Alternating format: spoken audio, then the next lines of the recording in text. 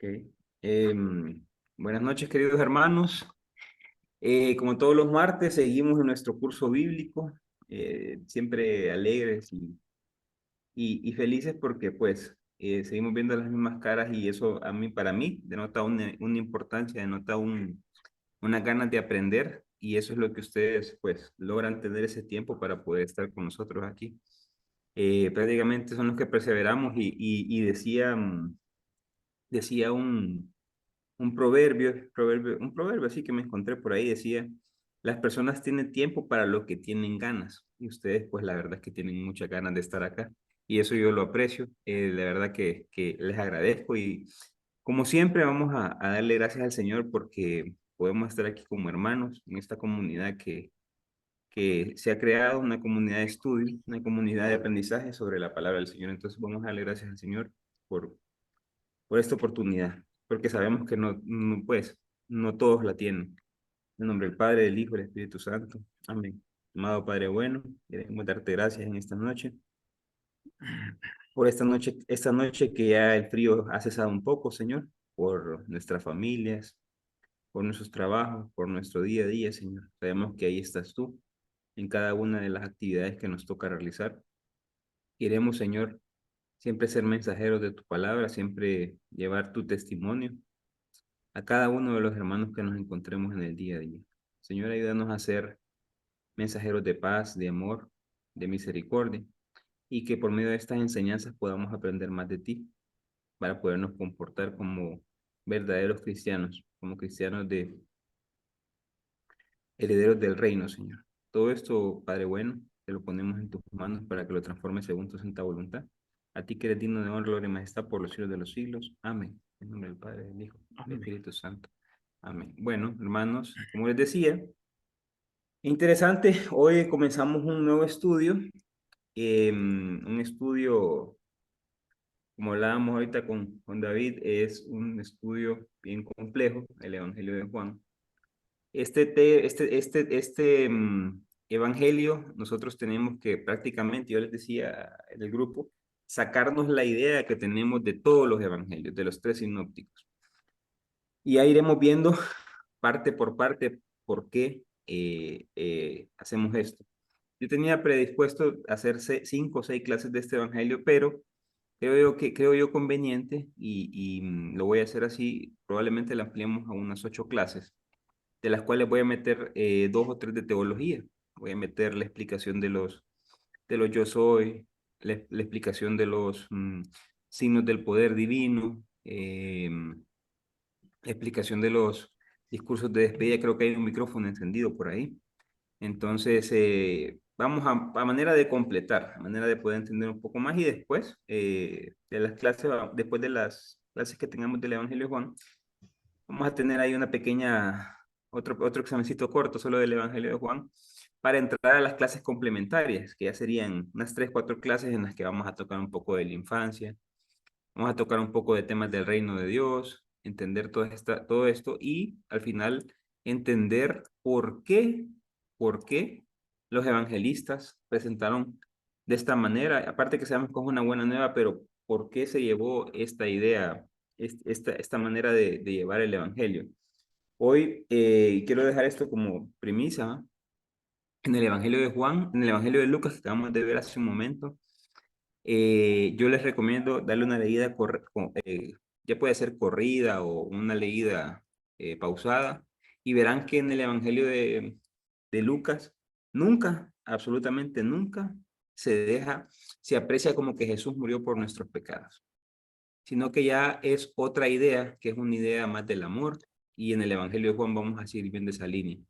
Son los 2 primeros evangelios de Marcos y Mateo que nos muestran esto. Vamos a avanzar entonces. Entonces, el esquema de la clase que vamos a ver hoy es, solo nos vamos a centrar en una actividad y es determinar el problema juánico. Cada vez que se agarra un texto que explique el Evangelio de Juan, los textos serios empiezan a explicar el porqué del problema juánico. Y entonces uno se pregunta, ¿y qué es el problema juánico? Pero para eso tenemos que adentrarnos y darnos cuenta de ciertas premisas. Mucha gente, yo he escuchado a muchísima gente decir el evangelio preferido de ellos es el evangelio de Juan. Y no, o sea, me alegra, pues me alegra porque es un evangelio bien bonito, con unos mensajes esperanzadores, pero definitivamente es un mensaje, es un evangelio sumamente complejo, un evangelio que hay que entenderlo de una manera correcta porque si no, vienen las malinterpretaciones. Y como vamos a ver en la clase de hoy, las malas interpretaciones llevan a salirse del mensaje cristiano. Y eso es algo que propició el Evangelio de Juan. El Evangelio de Juan, como sabemos, tiene escenas únicas e inolvidables. Por ejemplo, imagínense, tiene en el capítulo 4, cuando Jesús se encuentra con la samaritana y le revela que Él es el Cristo, que Él es el enviado divino. En ninguna parte de los evangelios Jesús hace eso. Y sí lo hace con la samaritana. Y para agravar todo, pues era mujer, ¿verdad? Para agravar todo, una pecadora que ha tenido 5 maridos. Entonces, a la única que le revela que él es el hijo, que él es el Mesías, el enviado, es a ella. También tenemos temas como la reanimación de Lázaro. Reanimación, no resucitar, no resurrección, que le llama el texto. Resurrección, recordamos que es entrar a la gloria de Dios, es entrar a la vida eterna. Y reanimación es volver al cuerpo, es reanimar signos vitales. Y es interesante porque hay elementos bien importantes en ese texto. Por ejemplo, dice que Lázaro llevaba 4 días ya de muerte. Y uno dice, ¿a mí qué me importa que lleve 4 días? Lo único que se le ocurre a uno es que ya olía mal. Claro, el texto lo que está diciendo es, como en el tiempo de Jesús, había mucho, no crean que solo Jesús reanimaba, había mucha gente que reanimaba. ¿Por qué? Porque la ciencia médica no estaba tan desarrollada. Hoy, cuando una persona muere, chequean signos vitales, chequean ciertas cosas y dicen, en efecto, ya murió. En el tiempo de Jesús no era así. Pero en el tiempo de Jesús había gente que lo estaban velando y al tercer día, por ejemplo, o al segundo día, se levantaba y andaba caminando como si nada. Eso significa, creo que se le llama como estar en estado catatónico. Entonces, cuando ya por ejemplo, en el Evangelio, en la resurrección de Lázaro, no dicen que habían pasado 4 días, es que definitivamente estaba bien muerto. Son elementos interesantes que iremos desarrollando a lo largo de la clase, no de esta, sino a lo largo del curso. Hay otros sermones como por ejemplo El Buen Pastor, un sermón hermosísimo que lo vamos a desmenuzar y nos vamos a ir a ver los evangelios, a ver los salmos, por ejemplo, para poder entender ese Buen Pastor.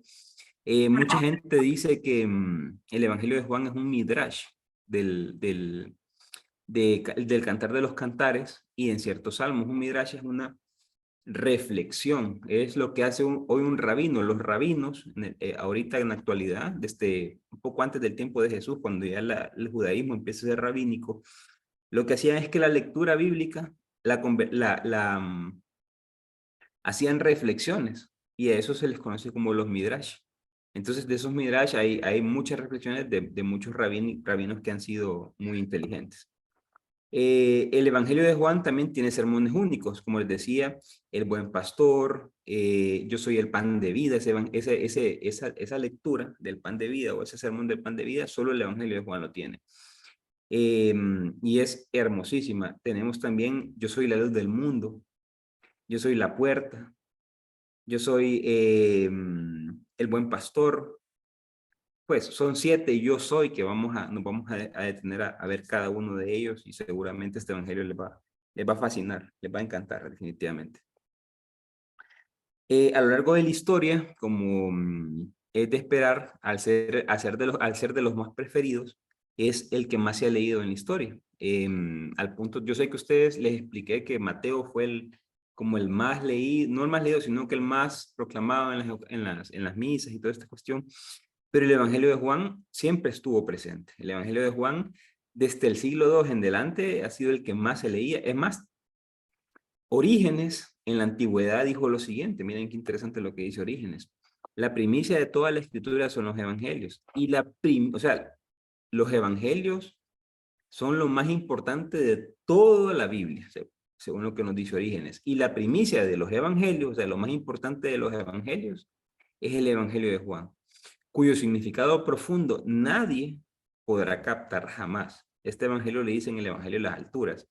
Es por eso que en las representaciones está hecho con un águila, ¿Por qué? Porque el águila está elevando su vuelo y desde allá puede ver unas profundidades que escapan a la vista humana.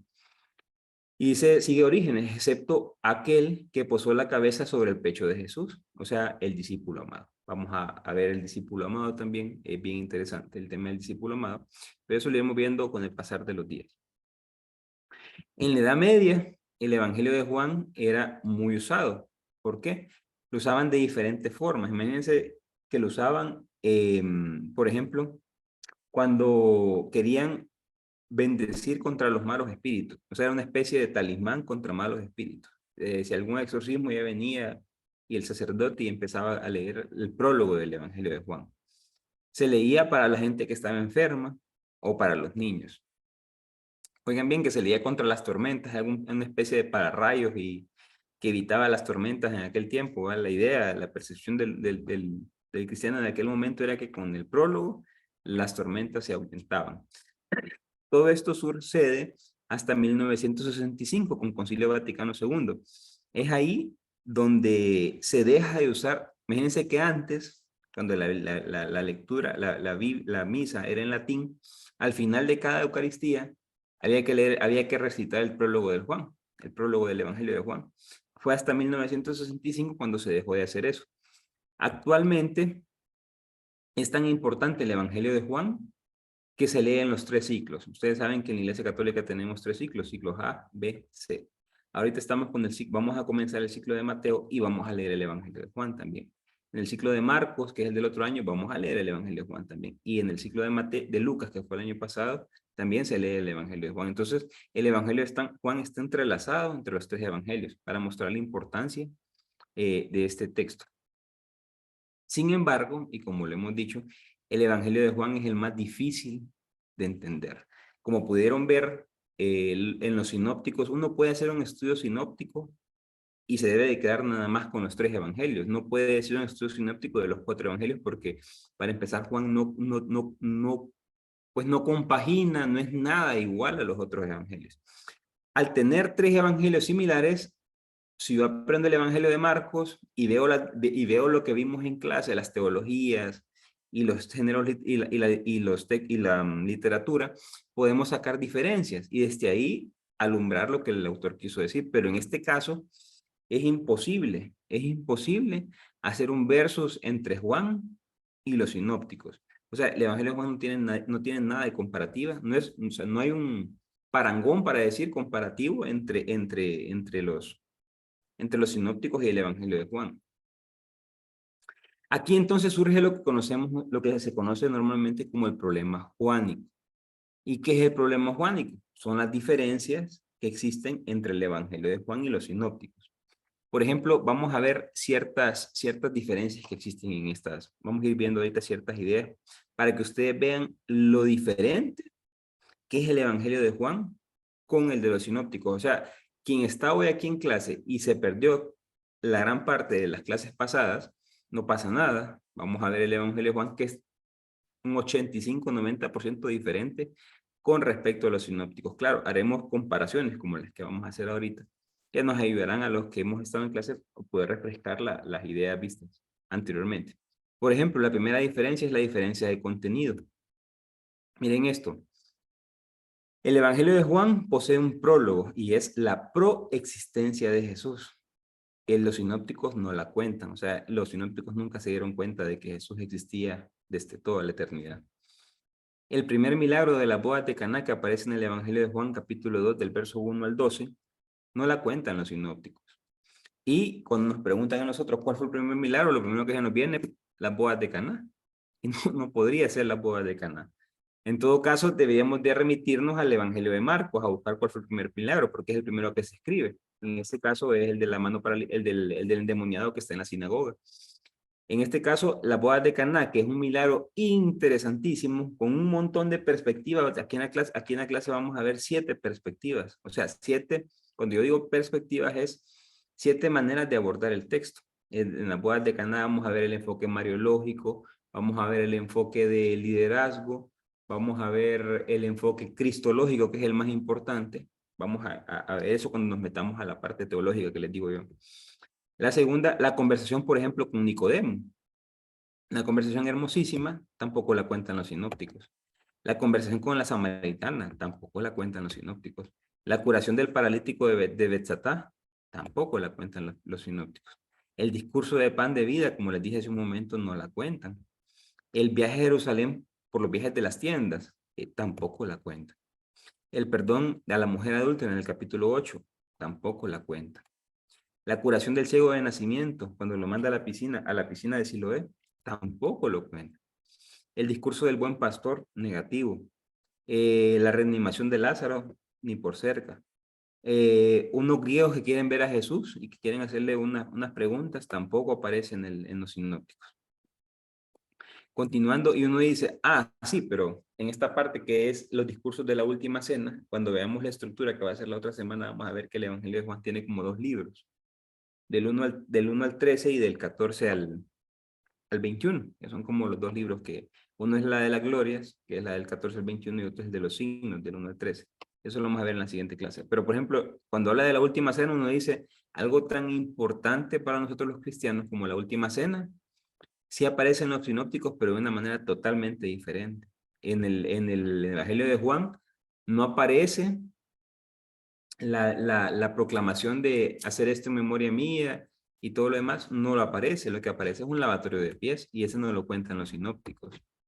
La despedida de Jesús en el capítulo 14, que hay varias despedidas, tampoco la cuentan los sinópticos. El discurso sobre la vid, capítulo 15, tampoco la cuentan los sinópticos, que es hermosísimo, y lo vamos a ver, tampoco la cuentan. La venida, el anuncio del Paráclito, nada, no la cuentan los sinópticos, no se dieron cuenta del Paráclito.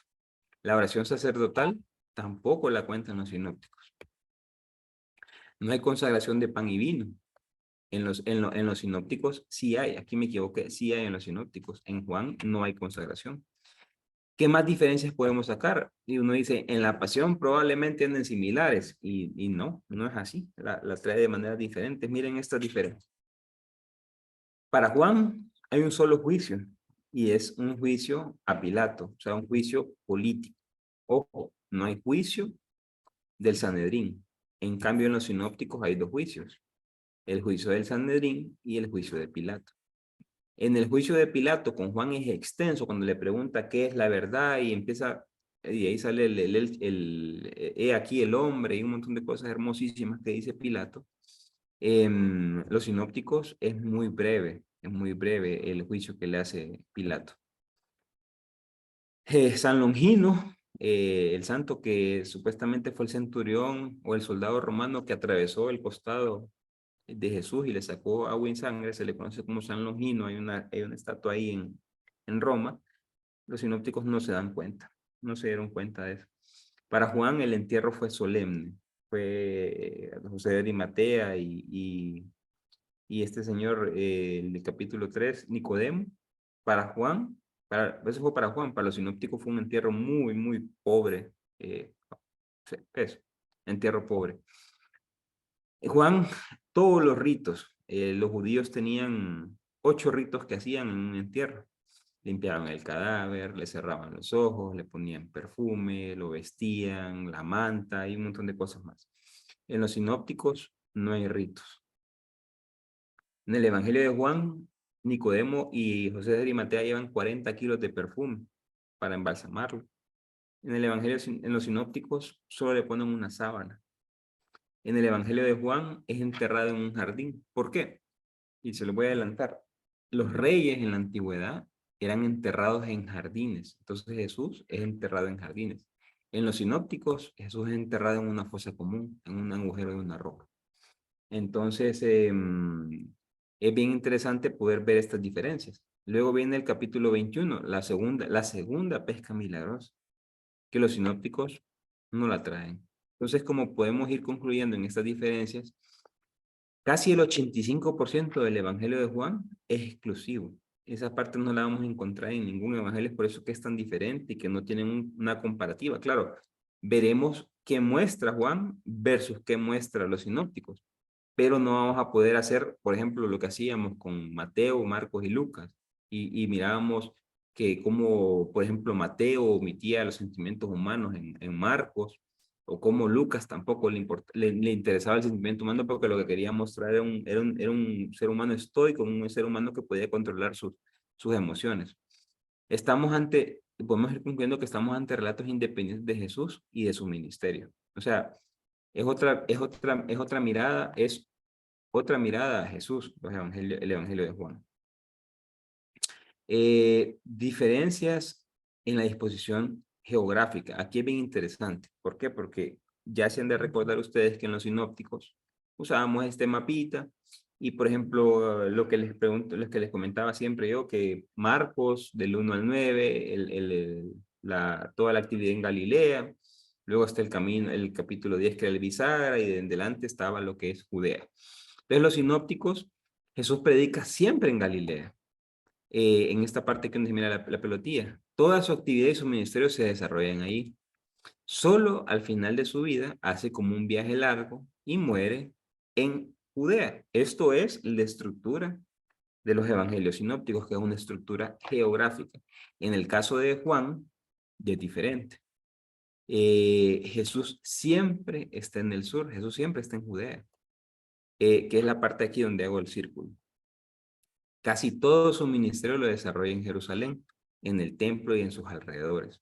Solo viaja 3 veces al norte, o sea, a Galilea, y estas 3 veces son las bodas de Caná, capítulo 1, verso 43, cuando habla con la mujer samaritana en el capítulo 4, y con la multiplicación de los panes en el capítulo 6, cuando él, por ejemplo, aquí le voy a marcar, él en las bodas de Caná, él pasa en Caná, aquí está Caná.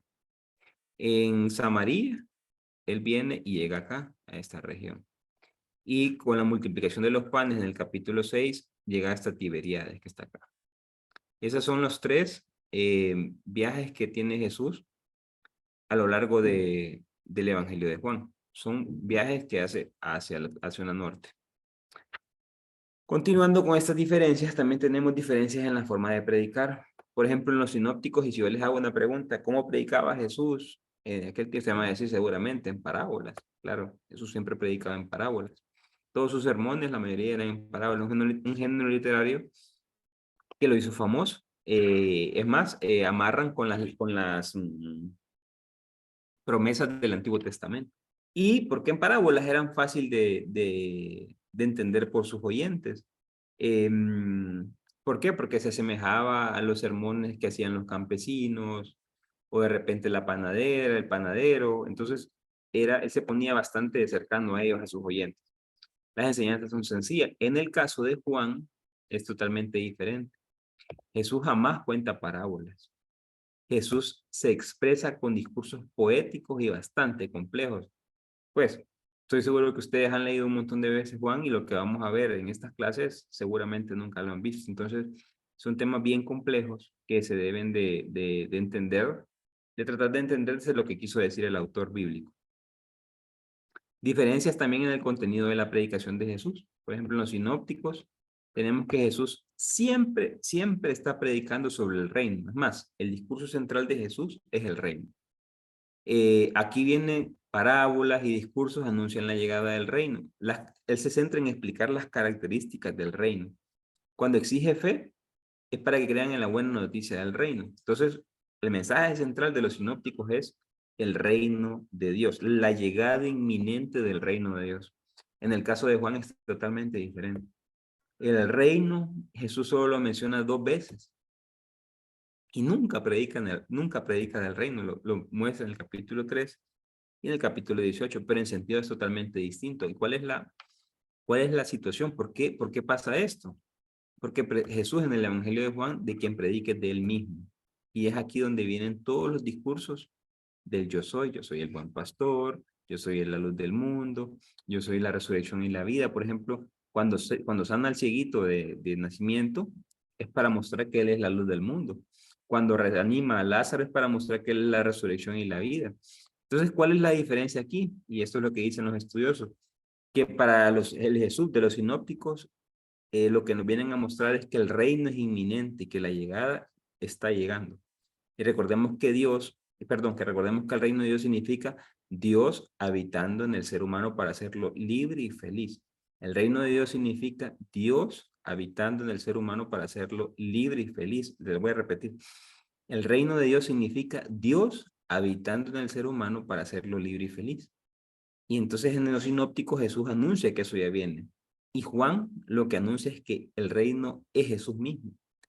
Aceptando a Jesús, nosotros vivimos en el reino. Esa es la gran diferencia.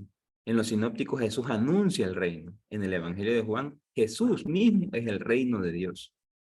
Entonces hay una gran diferencia y por eso viene y muestra los 7 yo soy, que no terminan de dejar claro qué es Jesús, pero nos muestran una epifanía, que esa lo vamos a ver cuando expliquemos lo yo soy. Continuando con las diferencias, por ejemplo, diferencias en los discursos de Jesús. Por ejemplo, en los sinópticos, Jesús discute con sus adversarios sobre aspectos de la ley. Por ejemplo, el Shabbat, lo que era el sábado, que se había que curar el sábado o no, sobre el divorcio, sobre la pureza de los alimentos. Mientras que en Juan, las discusiones es solo sobre Jesús, porque todos preguntan, ¿y quién es él? ¿Y de dónde ha venido? ¿Y cómo se relaciona con Dios? Entonces, estas diferencias lo que nos muestran son temas totalmente diferentes, pues. Por ejemplo, hay diferencias en los milagros de Jesús. Acá, por ejemplo, en los sinópticos, los milagros de Jesús siempre están movidos por compasión hacia la gente. Aquí lo apunté. Están movidos por compasión, no por otra cosa, sino que, por ejemplo, cuando Jesús cura siempre por el tema de la misericordia. En este caso, cuando Jesús cura al leproso, dice que es que sintió lástima, y eso es en Marcos 1:41. Cuando Jesús hace la multiplicación de panes, es porque sintió pena porque estaban como ovejas sin pastor. Entonces, eso es Marcos 15:32. Luego, al curar enfermos, es porque es movido por compasión. O sea, siempre hay un rasgo humano en Jesús que lo lleva a hacer milagros. En el caso del Evangelio de Juan, nadita, eso no existe. La función de los milagros en el Evangelio de Juan es para mostrar y revelar a Jesús mismo. Por eso en el Evangelio de Juan no se le llaman milagros. Y no es porque no diga milagros, sino que el término griego utilizado es semeion, o sea, signo. Entonces, lo que muestran son signos del poder divino, no milagros. Los signos que hace Jesús en el Evangelio de Juan es para mostrar a Jesús mismo, para mostrarse él mismo. Yo soy la vid verdadera, yo soy el buen pastor, yo soy la puerta, yo soy la luz del mundo, yo soy el pan de vida. Me olvidan, son 7, y les dije 5. Y esos mismos 7 aparecen en el Apocalipsis, que lo vamos a ver en su momento. Pues lo que les decía, aquí por ejemplo, al multiplicar el pan, la multiplicación de los panes revela que Él es el pan de vida. Quien se alimenta de Él se une al Padre y toda la explicación que es el capítulo 6. Cuando sana al ciego de nacimiento, lo que quiere revelar es que Él es la luz del mundo, la luz del mundo. Cuando reanima a Lázaro, lo que quiere revelar es que Él es la resurrección y la vida. Quien crea en Él no morirá, sino que resucitará. Entonces, esa es la imagen de los milagros de Jesús. En los sinópticos es movido por compasión, por lástima, por pena, por lo que sea, mientras que en Juan es movido para mostrarse Él, porque en Juan son signos del poder divino. Recordemos eso. Siempre los milagros en el Evangelio de Juan son signos para mostrar que Jesús es el enviado divino. Diferencias también de las exigencias cristianas. Por ejemplo, en los sinópticos, Jesús exige un comportamiento ético, un comportamiento diferente. Por eso decimos la conversión, tiene que ser cambio ético y moral. Por ejemplo, les pide amar al prójimo, no juzgar a los demás, perdonar los enemigos, entregar los bienes y darlos a los pobres, como por ejemplo con saqueo, abandonar el trabajo y la familia por el reino de Dios, como lo dice a los samaritanos en el Evangelio de Lucas. Mientras que en el Evangelio de Juan, Jesús no da ningún discurso moral. Más, el mismo Jesús, lo único que pide es que crean en Él, que creer. Por eso vamos a ver en el Evangelio de Juan, la palabra creer es sumamente importante. Creer es el verbo, fe es el sustantivo. Siempre recuerden eso. Cuando le digan fe, es el sustantivo y creer es el verbo. No exige cumplir ninguna ley, ninguna norma, ninguna renuncia. Cuando habla de la ley de Moisés, Jesús siempre dice la ley de ellos. Recordemos que este texto, y como lo veremos en las otras clases, se escribe entre el 90 y el 100, que es cuando ya ha pasado el concilio de Yamni y se ha separado el cristianismo del judaísmo. Entonces ya se habla de la ley de ellos, no de la ley de Dios. Lo que nos muestra aquí, otra de las diferencias es la diferencia de la filiación divina, y lo hablábamos en la clase pasada y todavía ahorita al inicio estábamos hablando sobre esto con David. Por ejemplo, en los sinópticos, Jesús es hijo de Dios solo a partir de la venida histórica. Ojo, repito esto. Para los sinópticos, para lo que es Marcos, Mateo y Lucas, Jesús es hijo de Dios solo desde que vino a la tierra. Por ejemplo, en el caso de Marcos, desde el bautismo; en el caso de Mateo, desde la infancia; y en el caso de Lucas, desde su misma concepción. Para el caso de Juan, Jesús es hijo de Dios desde la eternidad. Y si nos vamos al prólogo, miren lo que dice. En el principio existía la palabra, y la palabra estaba con Dios, y la palabra era Dios.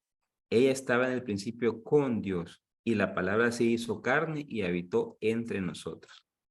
Afirma que Jesús preexistía junto al Padre antes de venir al mundo.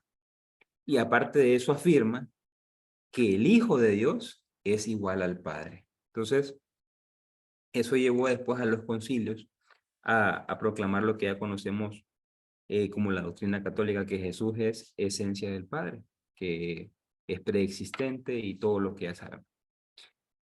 Continuando con las diferencias de autoconciencia de Jesús, por ejemplo, en los sinópticos, Jesús nunca, jamás tiene la conciencia de ser Dios.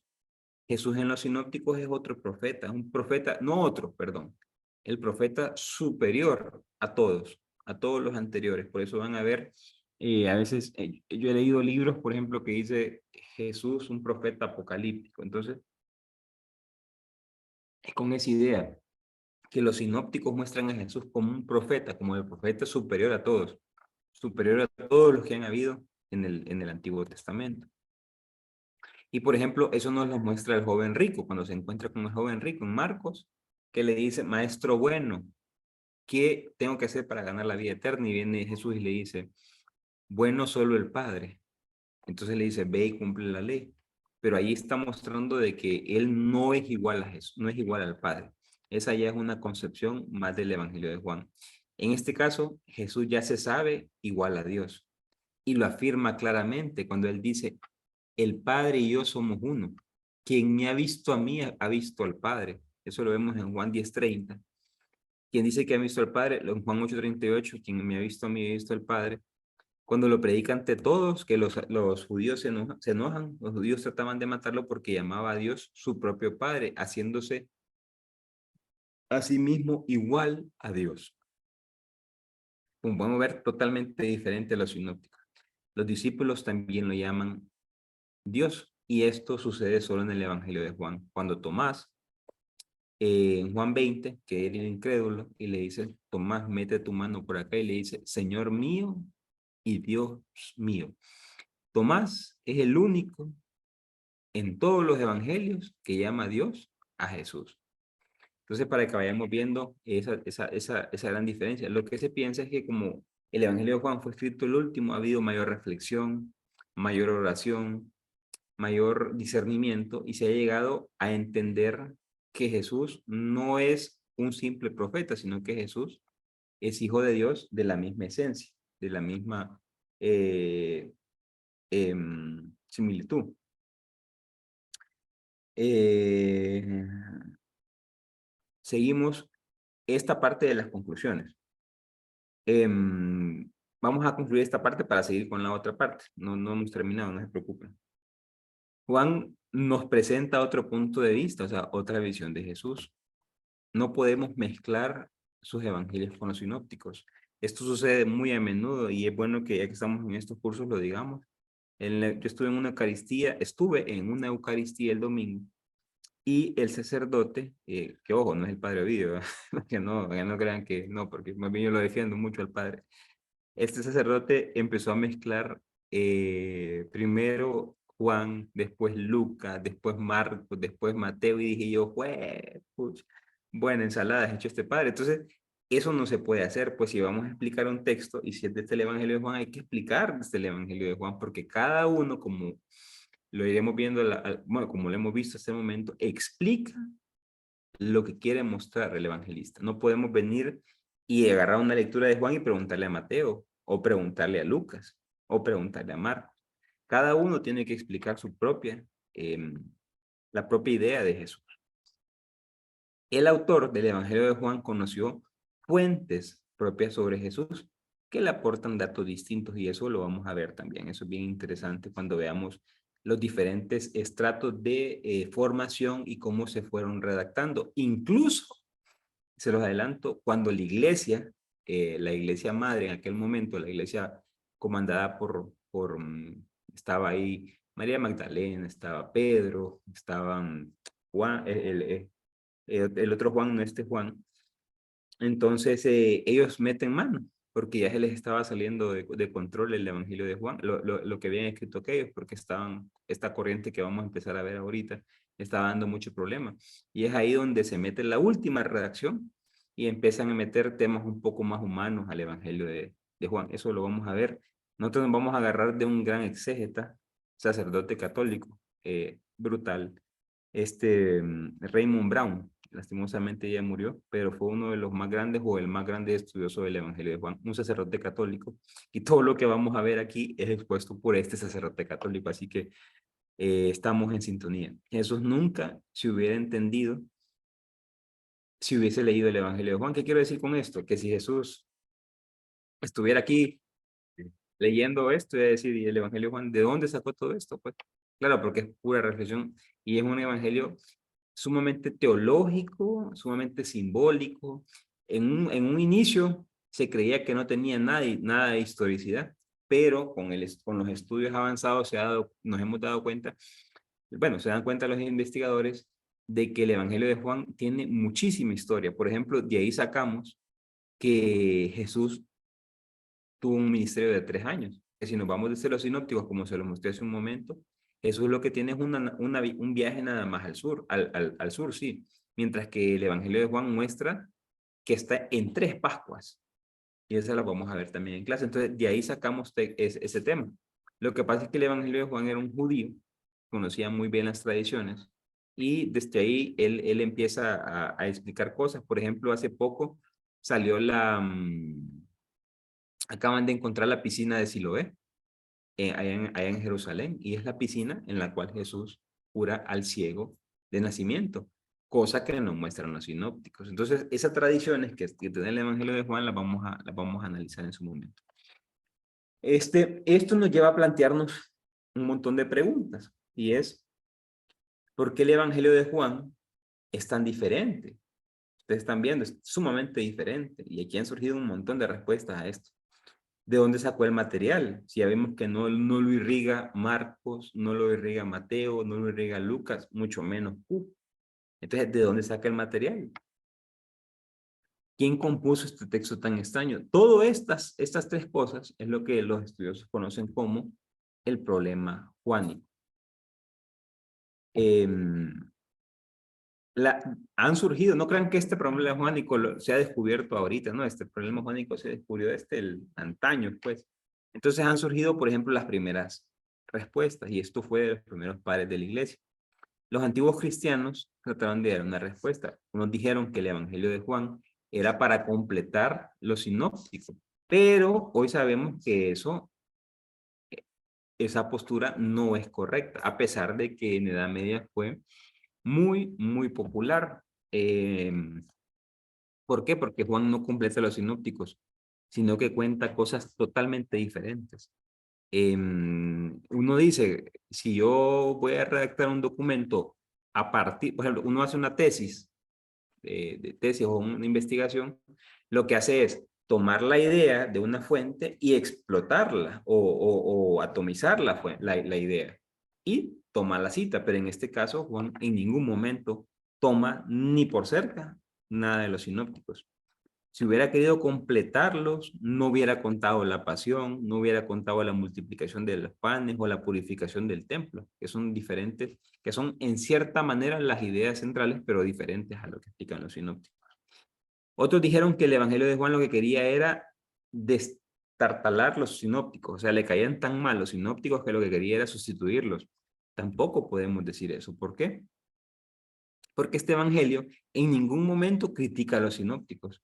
Y es lo que decía, si uno va a refutar una idea, lo que hace es la idea de tal, y me parece, o sea, empieza a refutarlas, pero Juan en ningún momento los critica, sino que directamente los ignora como que nunca se dio cuenta de ellos.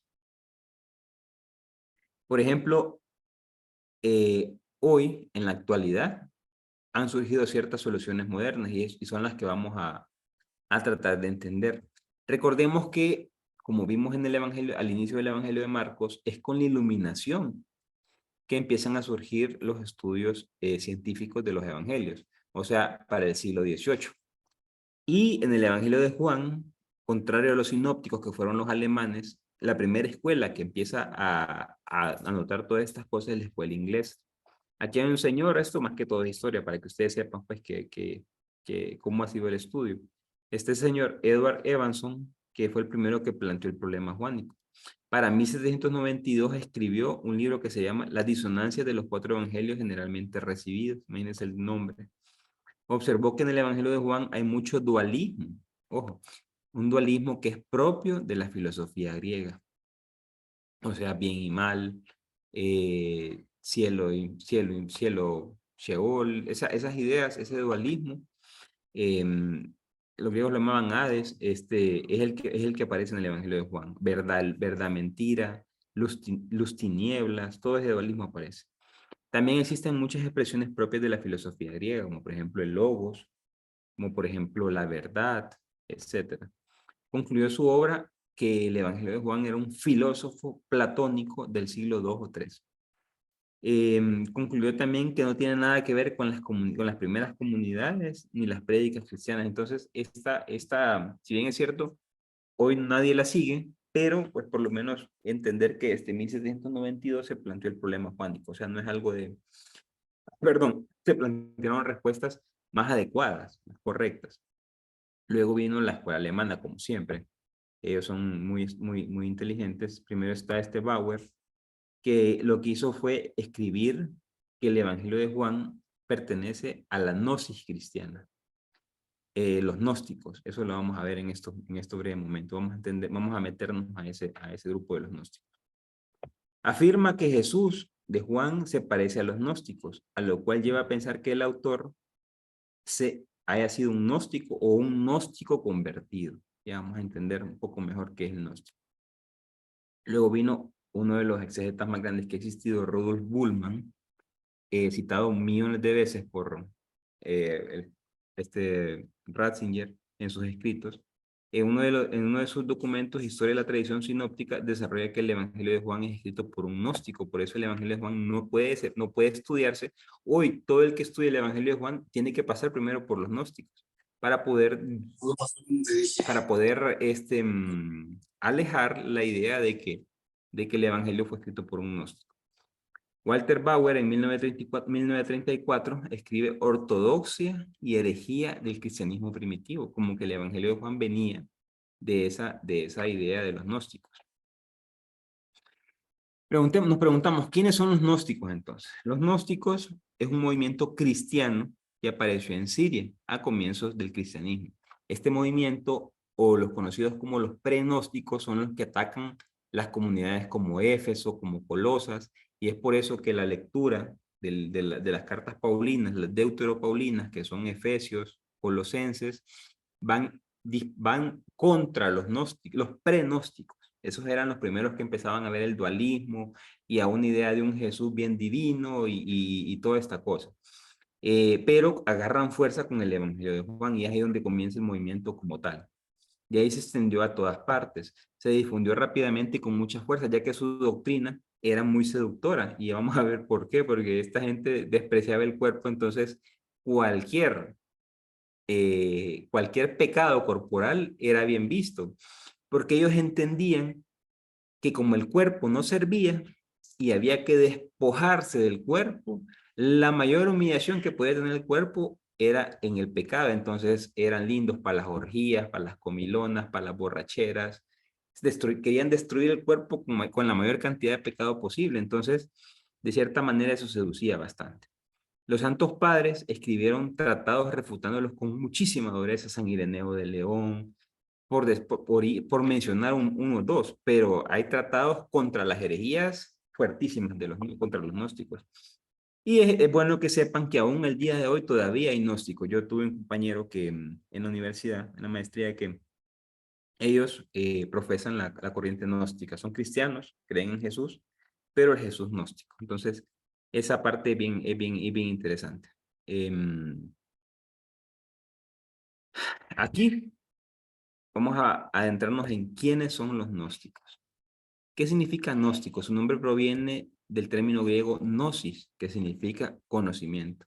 O sea que el gnóstico es aquel que posee un conocimiento superior, es el que posee conocimiento superior. Esta gente decía que consideraban que ese conocimiento superior los hacía seres especiales y que nadie más podía tener acceso a ellos. Solo un revelador podía venir y enseñarles estas doctrinas. Hoy que tenemos los evangelios apócrifos, los del Nuevo Testamento, que yo les dije, los pueden comprar ahí en la librería de San Pablo, los venden.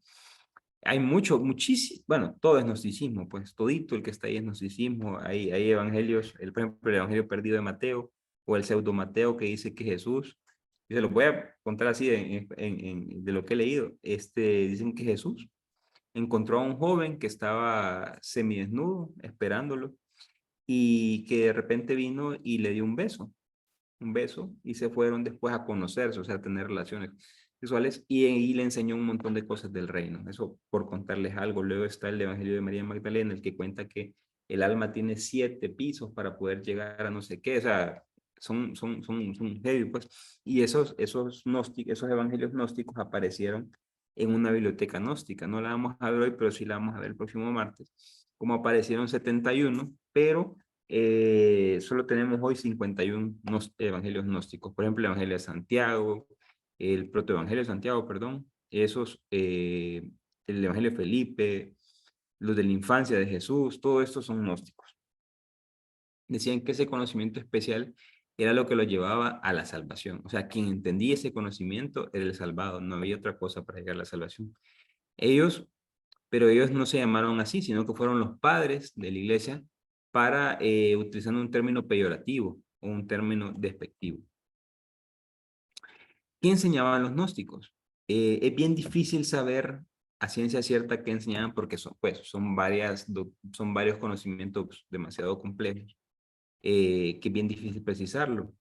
Eh, Aparte que gnóstico, no, la gnosis no solo es una, sino que son un montón, son mucha variedad.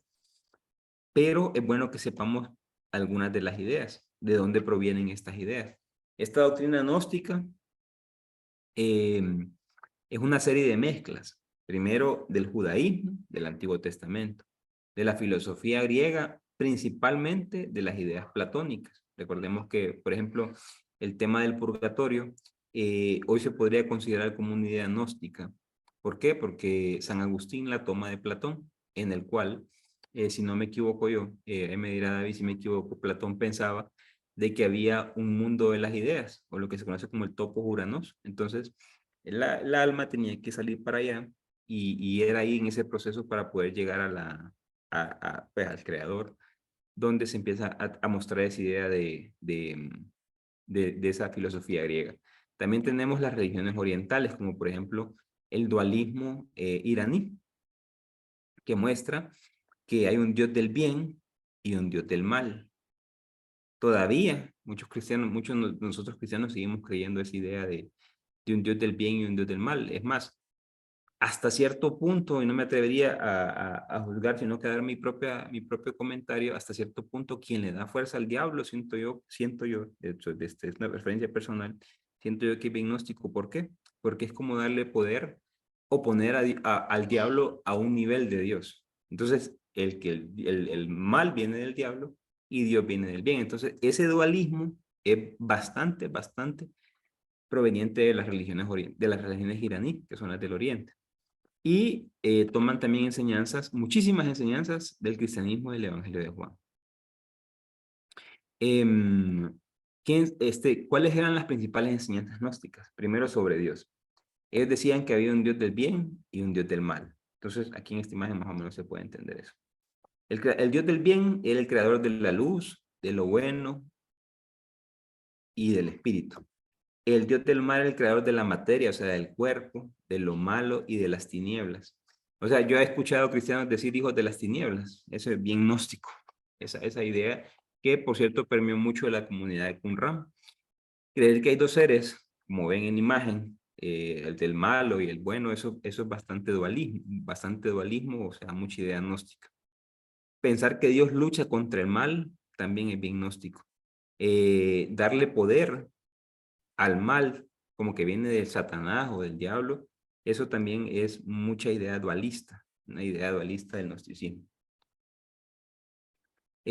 Como les decía yo, algunos cristianos hoy en día comparten esa idea gnóstica, o sea, esa idea dualista. ¿Qué más podemos decir? Sobre el hombre. Recordemos que estas son enseñanzas. Primero está sobre Dios, ahora sobre el hombre. Enseñaban que el ser humano está compuesto por dos elementos. Uno que es cuerpo y el otro que es el alma o el espíritu. En este caso es el espíritu. ¿Qué era el cuerpo? Para los gnósticos el cuerpo era un elemento imperfecto, débil, que se pudría cuando se moría y se quedaba aquí en la tierra. Era malo y atendía al mal. ¿Por qué? Por las concupiscencias, por las tentaciones. Todo lo que hacía el cuerpo era malo. Yo creo que sería tan difícil ser gnóstico porque uno que, a mí en mi caso, que me encanta la humanidad, es difícil entender esa onda. Que había que despreciar también la sexualidad. Para ellos la sexualidad no era bien vista, por lo cual el matrimonio tampoco. ¿Por qué? Porque el matrimonio engendra hijos. Y los cuerpos, como hijos, como cuerpos, eran despreciables. También las obras realizadas con el cuerpo. Es por eso que ahorita en el Papa Francisco, en el 2018, en Exultate, se me fue el nombre, le dedica unos párrafos a los gnósticos. Y él ataca, por decirlo así, contra la falta de caridad, porque para ellos hacer obras, ir a los hospitales, dar de comer, ayudar al enfermo, ayudar al débil, eso no se podía hacer. Eso era impensable en los gnósticos. Entonces, por eso claro, era más fácil decir yo creo y soy salvo y belleza, pues, que por eso por ahí también va la línea gnóstica, que hacer las buenas obras. Entonces, la otra parte que tenía el hombre era el espíritu. Acá es un elemento bueno, eterno, inmortal y de chispa divina. Es preexistente porque vivía con Dios. Esa idea de que nosotros venimos de Dios y venimos de Dios es gnóstica, no es cristiana. Bueno, cristiana gnóstica, pero de los evangelios no lo muestran, como que nosotros estábamos con Dios y Dios nos empezó a mandar, eso es bien gnóstico. Por alguna razón desconocida, el cuerpo cayó a la tierra, quedó encerrado el espíritu cayó a la tierra, quedó encerrado en un cuerpo que lo oprime y lo atormenta. Es esa idea de que el cuerpo es la cárcel del alma. Entonces, en esta cárcel se nos olvidó al estar en esta cárcel o en este cuerpo, perdimos la memoria. Yo siempre me preguntaba, créanme, hasta que estudié el Evangelio de Juan, que por qué yo no me acordaba de dónde venía, pues. Entonces, son preguntas que nos hacemos, ¿verdad? Pero es que esa idea es bien gnóstica y ha permeado bastante el cristianismo. El Dios del mal busca mantener ignorante nuestro origen divino. O sea, el diablo está todo el tiempo luchando en nuestra cabeza para que nosotros no podamos entender de dónde venimos. Ese es el pensamiento de los gnósticos. ¿Qué más podemos decir de los gnósticos? Por ejemplo, sobre la salvación, y este aquí es un tema bien interesante. La única forma de salvarnos es conociendo ciertas enseñanzas secretas. O sea, estas como ideas que tenían los gnósticos, esas revelaciones personales, para poderlas entender había que haber un revelador, una persona que era gnóstica, que tenía que abrirle los ojos a la otra persona. O sea, mediante el conocimiento. ¿Para qué? Para poder revelar la naturaleza divina, o sea, para poder conocer de dónde venía, como que había alguien, un chamán, una especie de chamán que venía y hacía ritos y no sé qué más, para poderle mostrar de dónde es que venía. Cuando eso sucede, el alma recupera la forma de la vida divina, es lo que les digo. Entonces el alma se libera de su presión y vuelve a Dios. Entonces cuando nosotros, por ejemplo, y esto es diagnóstico también, tengo que decirlo, cuando nosotros muere un familiar o muere alguien, alguna persona y decimos ha vuelto a la casa del Padre, eso también es diagnóstico, es como decir viene del Padre y va para el Padre. Esa idea es diagnóstica. Para los gnósticos no hay resurrección de la carne debido a la imperfección de los cuerpos. Imagínense cómo andan de chiflados estos que piensen en eso. Si no hay trabajo de gnosis, el alma vuelve a otro cuerpo. Esto es mucha filosofía griega. Es como ese tema del demiurgo, que decían que el ser humano, ellos pensaban en aquel momento, si mal no recuerdo yo, de que el cuerpo tenía que hacer un montón de venidas hasta purificarse para poder entrar a la presencia de Dios. Entonces, esa es la idea del gnóstico, que si uno no se ha purificado bien, el alma tiene que bajar otra vez, meterse a otro cuerpo, a un cuerpo nuevo, y empezar a peregrinar en la tierra para volver a tratar de purificarse, para volver. Y si no, estén en ese constante ciclo. Ha de ser terrible eso. Pero no todos los hombres están en condiciones de entender sus revelaciones. Ojo, ¿por qué? Porque muchos son demasiado carnales. Seguramente yo no hubiera podido entender esto, porque soy demasiado corporal, demasiado humano. ¿Qué otras revelaciones sobre Jesucristo, por ejemplo?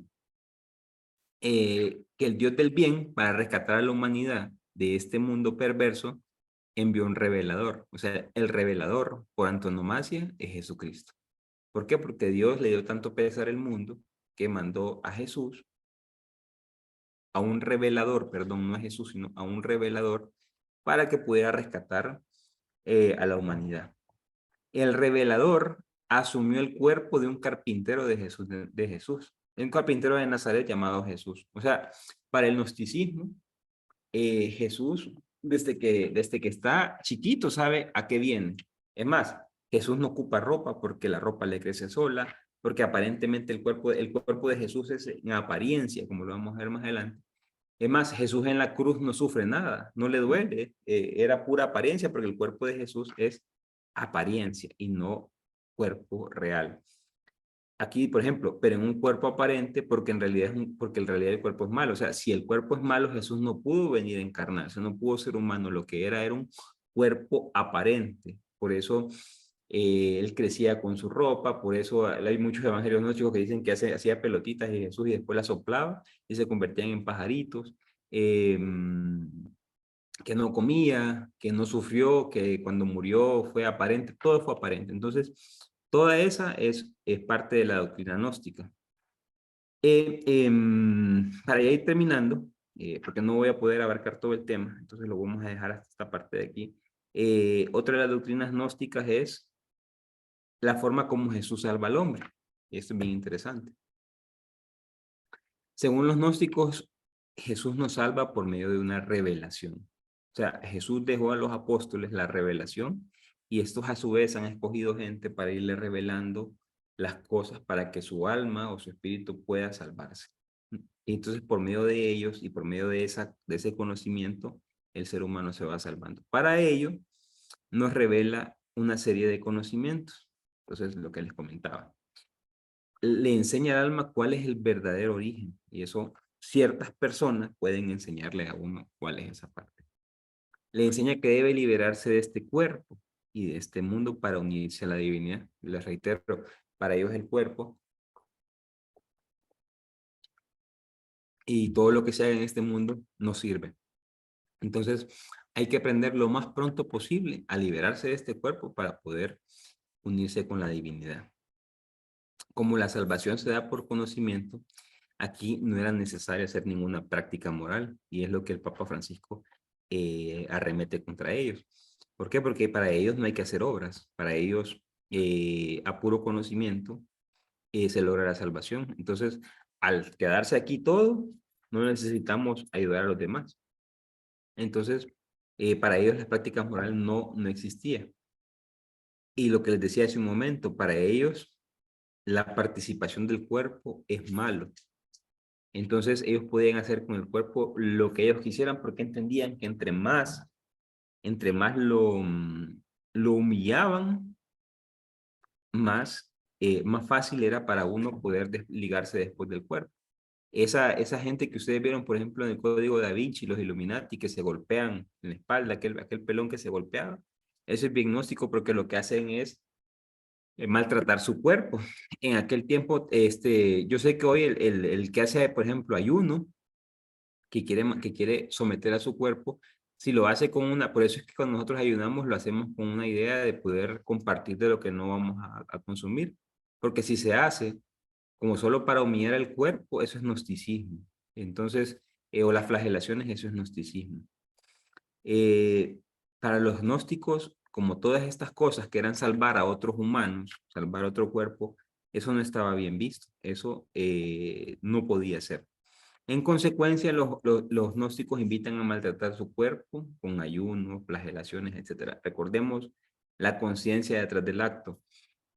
El ayuno no es malo, para nada, y por eso la iglesia lo promueve, siempre y cuando lo que ayunemos lo podamos compartir con el otro.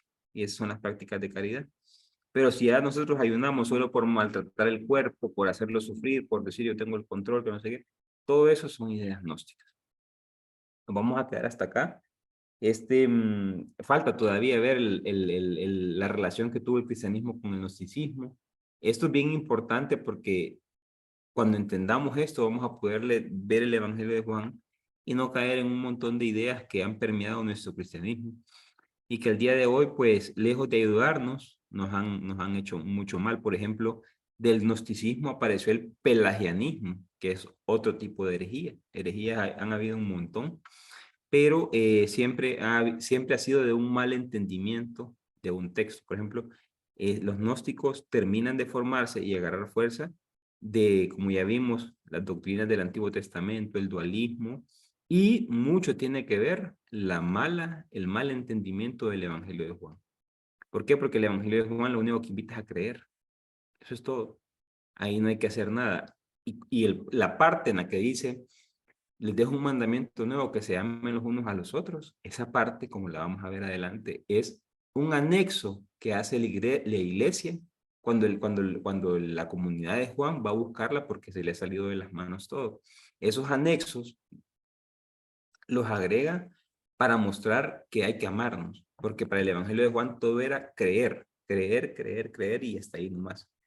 Entonces, este evangelio es bien interesante. Hoy hemos nada más entrado así de manera somera, pero cada clase va a estar más interesante. Vamos a tratar de ahondar muchísimo. Yo se los digo, creo que es el evangelio que más he estudiado yo y por lo cual vamos a tratar de tener un poco más de clases para poder que ustedes también puedan tener la idea, porque si tenemos claro Marcos, tenemos claro Mateos, tenemos claro Lucas, pero con 4 o 5 clases del Evangelio de Juan, yo creo que se hace corto. Entonces ahí hay que ver un poco de teología para no salirnos y no tener concepciones erróneas de lo que este Evangelio nos puede dejar. Pero como siempre estamos aquí de la mano del Señor, entonces creo yo que va a ser unas jornadas bastante productivas.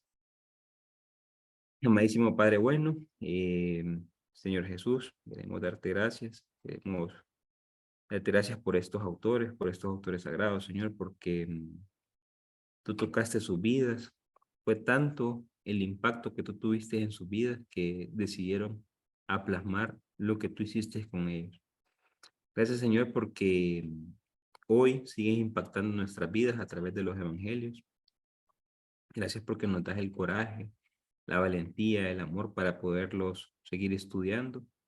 Gracias porque nos das certeza de que vamos por el camino correcto. Gracias, Señor, porque aparte del estudio de los evangelios, tú nos das libertad, nos quitas cargas, nos ayudas a conocerte mejor y a entenderte como nuestro Salvador, como nuestro Maestro interior. Gracias, Señor Jesús, por haber enviado a tu Espíritu Santo, al Espíritu de Dios, que es el que habita entre nosotros, que es el que nos hace clamar Abba Padre es el que nos da la fuerza, el que nos impulsa el dinamismo de nuestras vidas.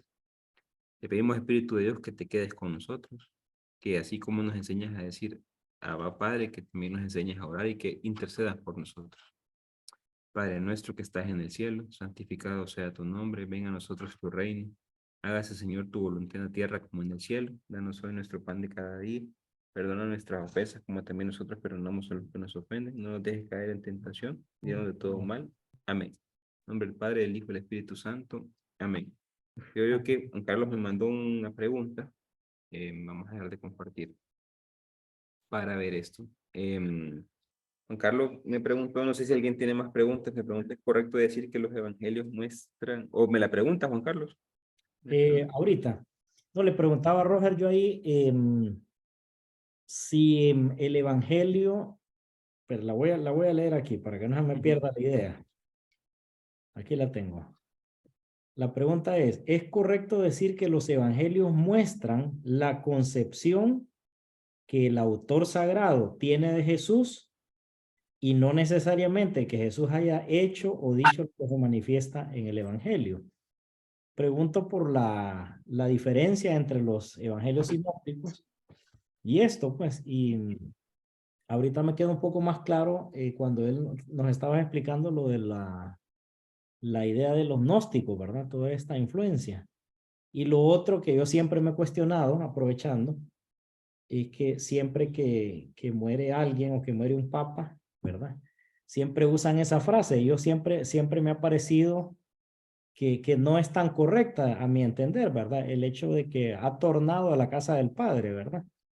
Yo decía, pero ¿cómo es eso de que ha vuelto a la casa del Padre? Quiere decir que Que estaba en ya la vino. casa del Padre, vino a dar su vuelta a la tierra y ha vuelto a la casa, pero me llama la atención eso de las ideas de los gnósticos, ¿verdad? Porque creo que hay bastante dentro de la iglesia, ¿verdad? Ese tipo de ideas y que de repente no todas son erradas, ¿verdad? Porque vienen de una corriente gnóstica cristiana, pienso yo.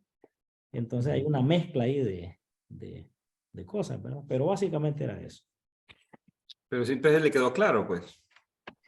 Es un poco más Sí, claro. sí, no, yo estoy más claro, ¿verdad? Pues, Cada evangelio lo que hace es tratar de mostrar a Jesús para la comunidad a la que se dirige. ujú. Entonces, como vimos a Marcos, era una comunidad romana, por eso tenía ciertos objetivos. Mateo lo mismo, una comunidad judía, por eso muestra un poco más un Jesús más apegado a la ley. Lucas, una comunidad más estoica, más de controlar sentimientos y más conocedora de un montón de cosas. Y el Evangelio de Juan, cuando nos metamos a entender la comunidad del Evangelio de Juan, no se los quiero adelantar, nos vamos a asustar. Es una comunidad bastante compleja, aparte que tiene luchas de, podemos llamar así, de poder con una comunidad paulina que está a la par. Pues entonces, es bien complejo. Esto no, esto pues, es totalmente diferente a los sinópticos. Excelente. No sé Si si quiere, alguien más tiene preguntas, comentarios. Eh, Roger, dígame, Lupita. cuando mencionó la frase yo soy, mencionó yo soy el camino, la verdad y la vida. Sí, Entonces, ¿y soy el que soy? así es. Mire, ve, es que se lo voy a adelantar. En Éxodo 3, en el Éxodo capítulo 3, versos 12 y 14, cuando Dios se le revela a Moisés en la zarza ardiente, le dice, ve a sacar a mi pueblo de la esclavitud. Y entonces hay un diálogo entre Moisés y Yahvé, y le dice, sí, pero ¿quién sos? ¿Quién le digo a ellos que me manda? Entonces, diles que soy el que soy. O Eso. sea, Yahvé. El tetragrama en aquel momento no se escribía con vocales, entonces solo eran las consonantes. Entonces, cuando el evangelista Juan agarra y dice y pone en boca de Jesús, yo soy, lo que hace es que recordemos que es una comunidad judía. Instantáneamente al judío se le viene a la mente la revelación de Yahvé a Moisés. Sí. Entonces, cuando él dice yo soy, se está poniendo en condición igual a Dios, o decir, Dios volvió a la tierra. Entonces, por eso nos muestra 7 yo soy, que son los que vamos a adentrarnos en esto y en el Apocalipsis hay otros 7, por ejemplo, yo soy el alfa y el omega, Ay, se me olvida, pero son 7 y 7 de cada uno. Gracias. Ujú. Así es, nos queda un camino largo, pero bien bonito. Sí. Hay que parar la grabación ahí, Juanca. Ahorita, se me había olvidado.